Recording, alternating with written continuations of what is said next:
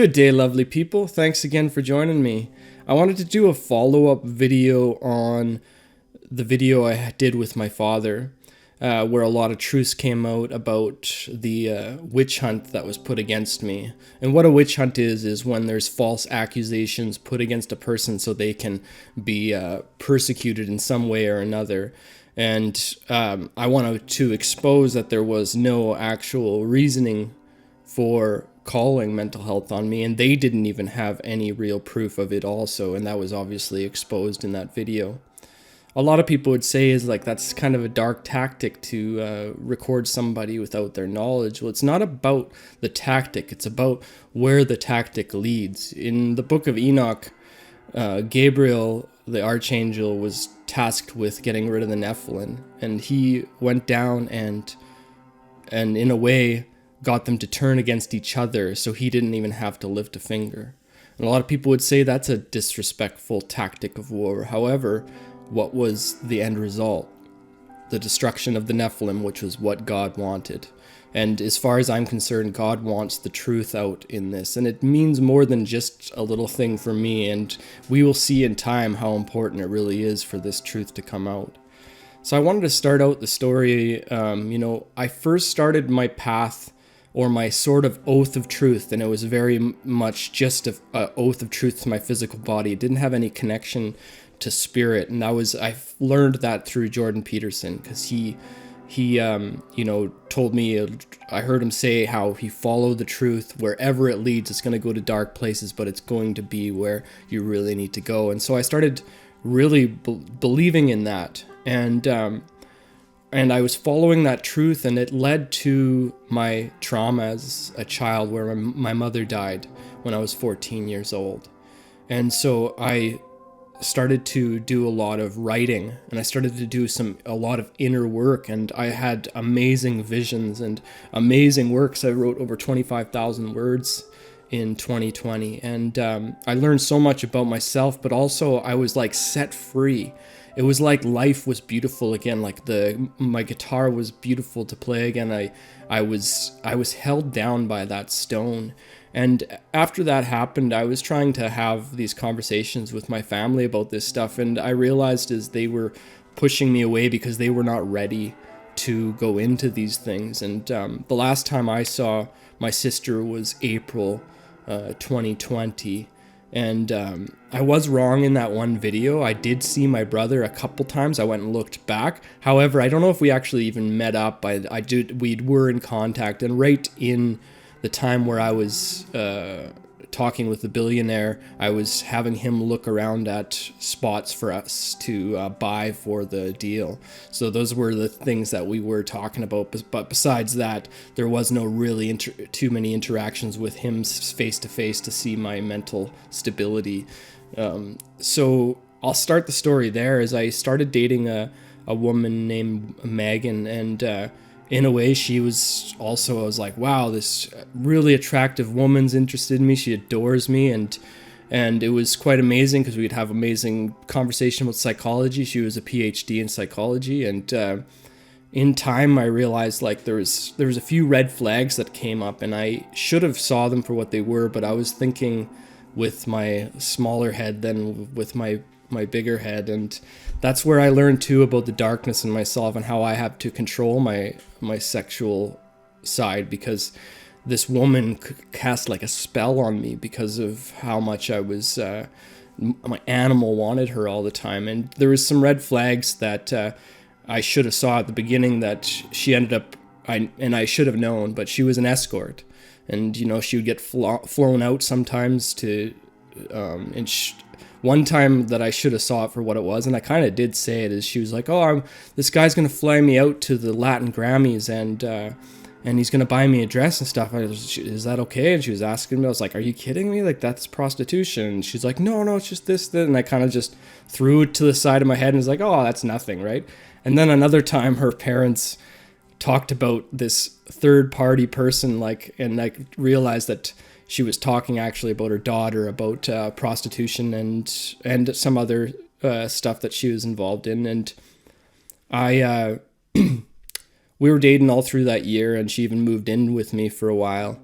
And she she's really a very nice woman. She obviously just had bad upbringing to think that it was okay for her to be an escort, and I obviously should have opened my eyes to realize what was going on. And she ended up seeing some clients when she was with me, and I called her out on it and broke up with her, and that's the reasoning that she was involved in the witch hunt against me, is because she wanted to say I'm crazy rather than the story of her being an escort is true. And in November, throughout that whole year, I was working in my lab. I would go in there and I was isolating different alkaloids from different plant medicines, and I was putting different formulas together and trying them on myself and as part of my healing. And in that time, I came up with some really powerful medicines, as I've been working with these plants for a long time. And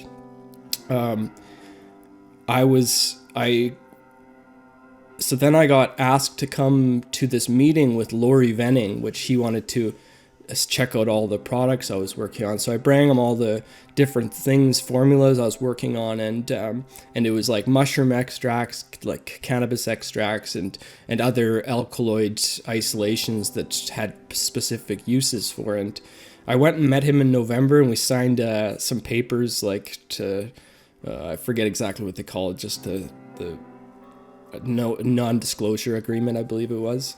And I left him with the cannabis products and some mushroom products, and he called me up a few weeks later and said, all my swelling is down. He was all excited, and he was telling us how he was putting this huge deal together because with the Alberta from the pharmaceutical rep from Alberta, and he was telling me about how we're going to apply for this grant for $120 million so we could do some work with these plants and studies on these plants, so we could actually put it out to the world with a medical number.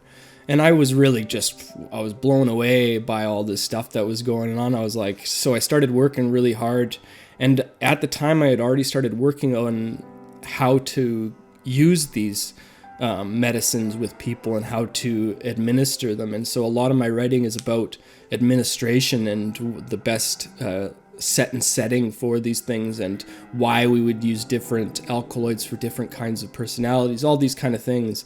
And I also was working on an isolation tank that mixed a subwoofer, so it was like mixing frequencies with water, and this all kind of just started coming out in me as I started into a kind of little inventor.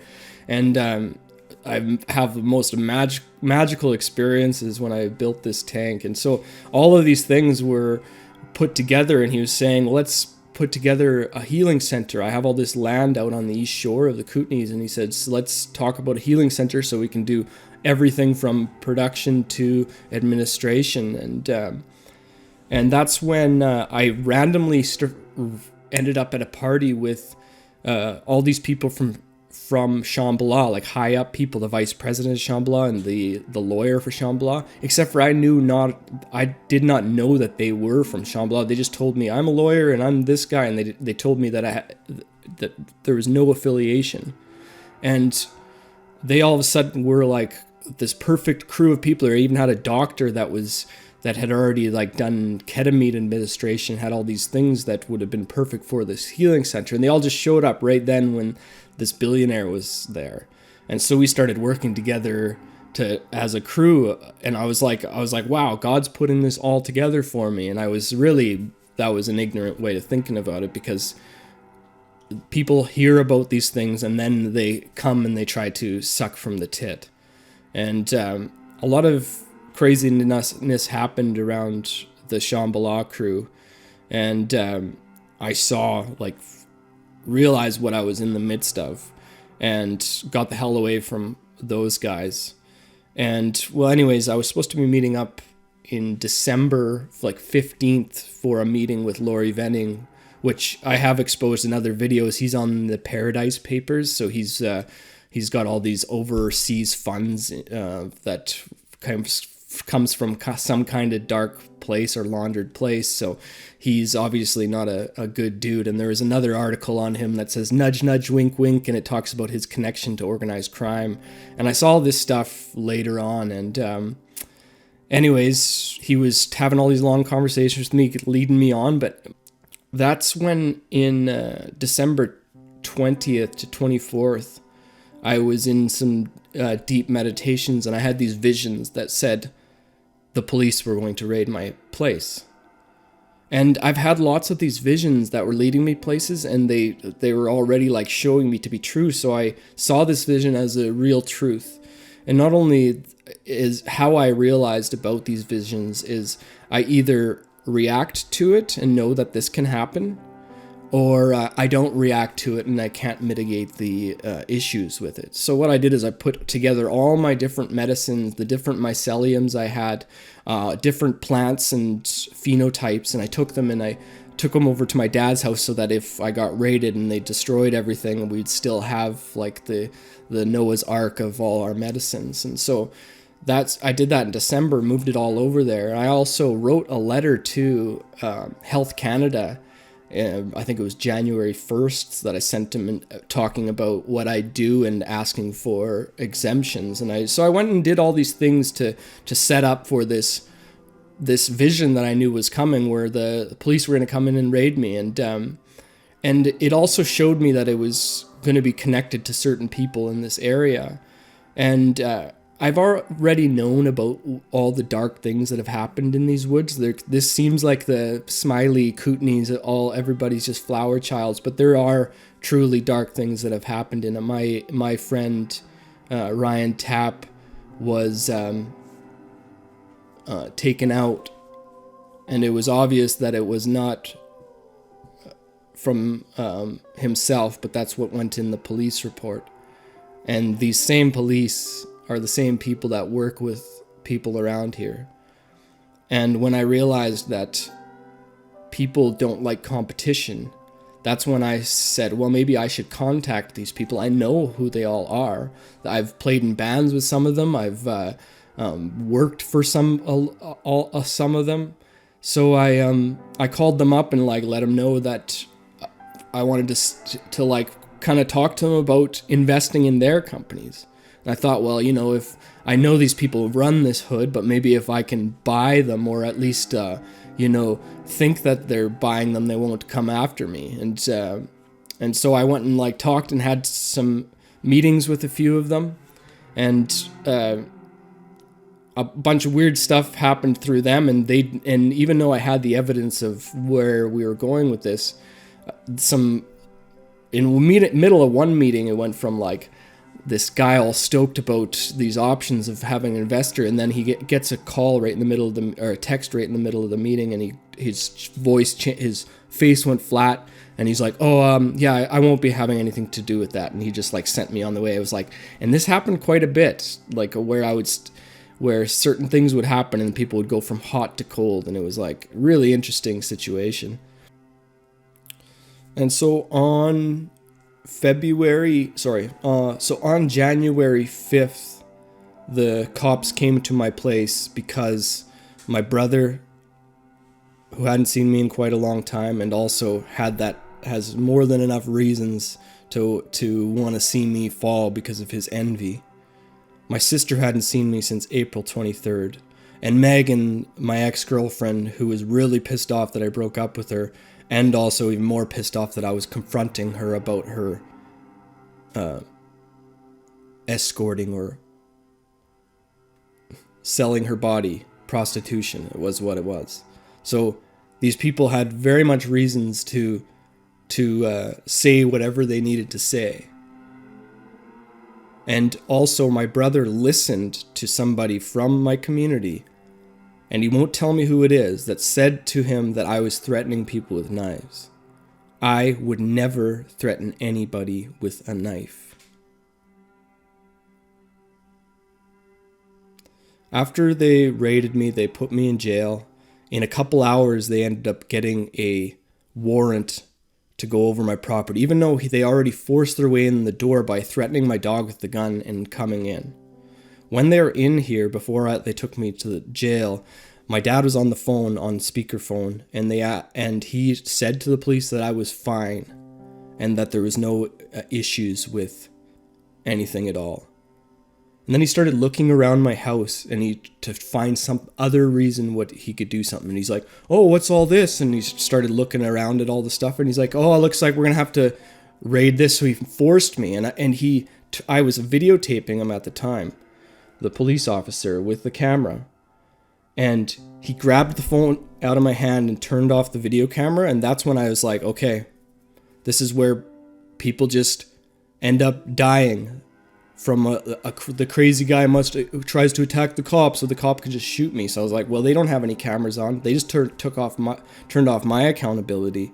So they forced me to walk through the entire property. And then they took me to the cop shop, locked me in jail for about a day or like 15 hours or so. Got a warrant after they already came into my house. And cut my power for 11 days, which in return, they couldn't end up. I told them, these are CBD plants and these are all medicines. And I showed them all the stuff about it. And they took cuttings off the plants to go test them. And they left my power off in the middle of like minus 10, 15 weather. And my whole crop died because I had no power. And they couldn't cut down my plants. They took electronics. They took all of my paperwork and stuff like that, and they kept it for 3 to 4 months and were investigating me. And there was no charges to be put on me.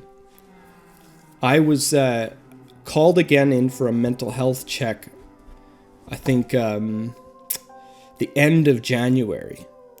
And I'll before I get to that, I'll talk about, so after I was raided and I came out of jail, I was talking to Lori Venning.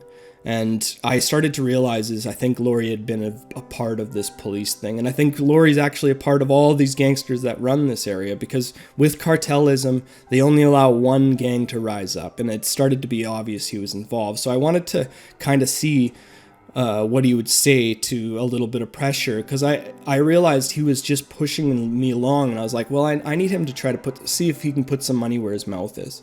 And so I told him, I'll continue on this work with you, but I need you to drop me $100,000. And he said, oh, I just don't work like that. And I'm like, well, I need something to see, like the stuff that's going through this. I have to have some money to deal with all of this stuff. You've been there with me, so I would hope that you could drop down some money. And he had just sold his company for $775 million. So I did the mathematics on myself having about $200,000 and himself having, and I'm talking about $200,000 with my whole property and everything, right? And himself having just from his one property, that if he gave me $100,000, it would be like me giving him $50, right? So I confronted him on that. I said, it's the same thing as me giving you $50 if I have $200,000. So that's why I'm questioning you on this situation. He says, you're effing done. He hangs up the phone on me, and I get mental health checked again in January. So they came in the 5th. My dad cleared me there. They raided me instead. I was opening up a dispensary on Baker Street. They came there to do a mental health check on me again. They had me 3.5 hours at the Nelson Hospital. I talked to a psychiatrist and 2 counselors. They all cleared me. Then, I think it was 2 days later, then Salmo police showed up here and brought me straight to the mental health place and kept me there for 12 days. And I was out right around Louis Riel Day, so I think I was probably put into the mental institution about February 3rd.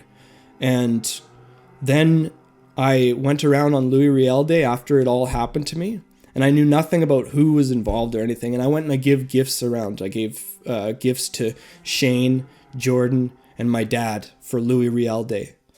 And again, the cops show up at my house, take me to the mental health again and say, somebody said that you were going around telling them you were the reincarnation of Louis Riel. So then that time, they injected me with they force injected me with the crazy medicine. And it was I went straight into hell for 6 to 8 months.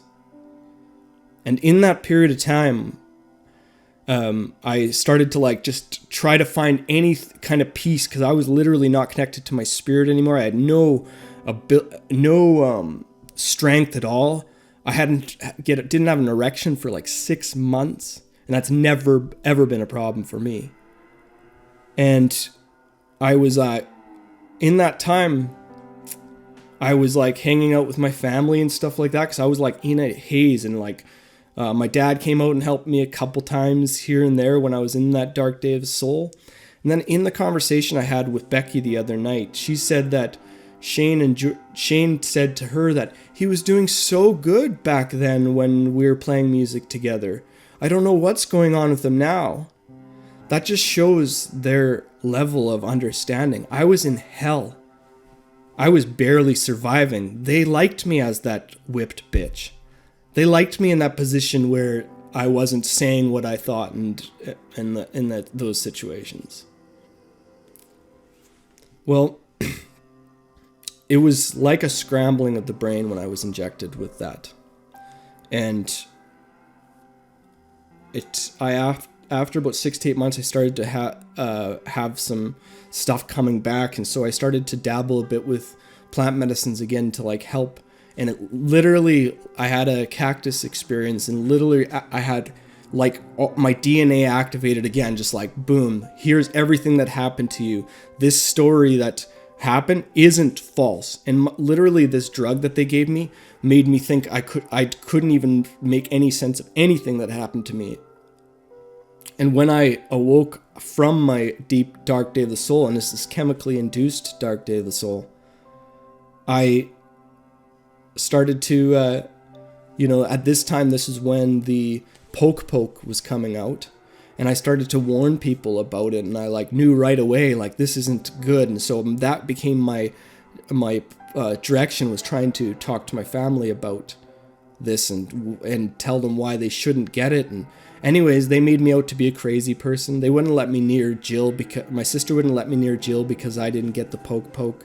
And yeah, they all just turned on me again. And it was a very interesting situation. And as all of these things came back to me, I realized this truth needs to come out. And another reason why this truth needs to come out is because this community is a very small community, and stories get passed around. And stories, the best story wins, really. And you know what? I want the story to come out because I want the people that are involved, some of these people that are involved with this story, and the police themselves, to have some accountability to this. I would like the mental health system to have some accountability around this, and the truth has to come out for this to work. We live in a place in interior health where a person can call up anonymously and say that a person is doing crazy things, and that can be enough to get them put in the mental institution. There's nowhere else in Canada that is like that. In Alberta, they end up having probably too many mentally unstable people in jail because of that line. However, what happens in that mental health institution, what they do when they hit you with that drug, is worse than death. Because I didn't know about my creator anymore. I didn't know if anything I had experienced was real at all. And now, after going through my dark day of the soul and seeing hell and coming back from it and realizing the creator was there through the whole thing, I was just disconnected.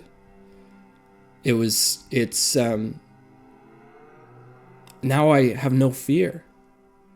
I've been to hell and back. I've been to the darkest place and back and now, and I know that there is no death. And this is what eternal life is. And all the dark things that have happened to me also have served me. And so I thank God for everything that has happened.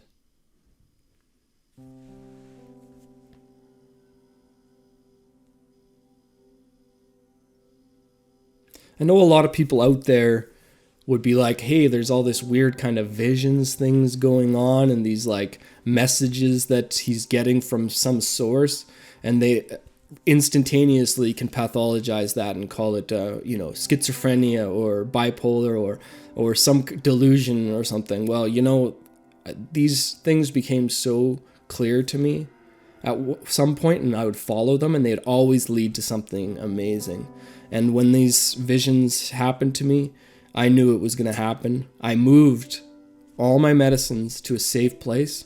I was rated, and because of that, we saved likely a lot of the things that could have been destroyed. So people should get better at following their intuition. People should get better at looking at their dream visions or visions that they have in meditations, because they are there for a reason. Sometimes they're allegorical and like have some kind of symbolic or like kind of, you have to look at it from different points, but there's always something there being told.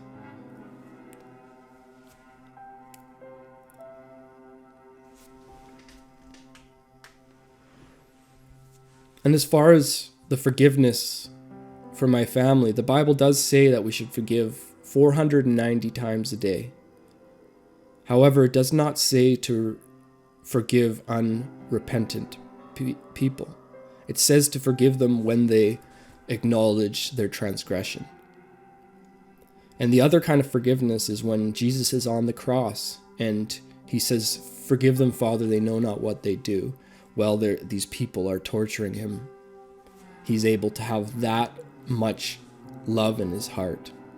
And that's the hardest kind of forgiveness for a person of the flesh to